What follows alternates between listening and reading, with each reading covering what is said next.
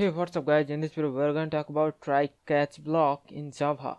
Try and catch block can be used to handle exceptions in Java. By handling the exception with the try catch block, we can avoid automatic termination of the program and the rest of the code will be executed. To create try catch block, first we have the try keyword followed by a pair of curly braces. Now inside the try block we write the code that has the potential to generate error. So the try block works as a monitor which watches over line of statement, and immediately after the try block we have the catch block, and this is just like another method.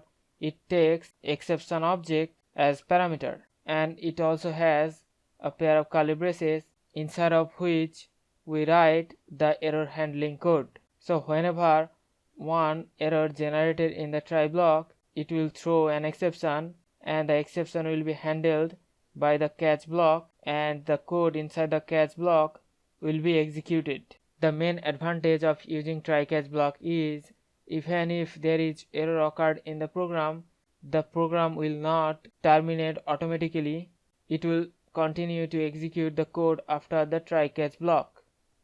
So in this example program we have one class called test. Inside of that class we have one main method and we have created one variable a and assign it the value 10. Then we have the try block. Inside of the try block we have put the line of statement which has the possibility to generate errors, and right after the try block we have the catch block which is taking one exception object as parameter. So inside the try block we have intentionally put one error and try to divide the number a with 0. So the try block will throw an exception and this will be handled by the catch block, and the code we write inside the catch block will be executed. And because we are using the try catch block, even if there is one error occurred in the program, the code we write after the try catch block will still be executed. So now I'm gonna save the program and I'm gonna compile and run the program, and you can see the output.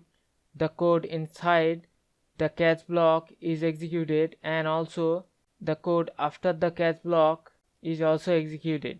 So in Java the try catch block can be used to handle exceptions in the program. The try block contains the line of statement which has the possibility to generate errors, so it will detect that error and throw an exception, and the catch block will receive that exception as a parameter, and the code inside the catch block will be executed, and this way we can handle the exceptions in a program. So hope you understand the concept of try catch block in Java. We'll see you in the next one. Thank you.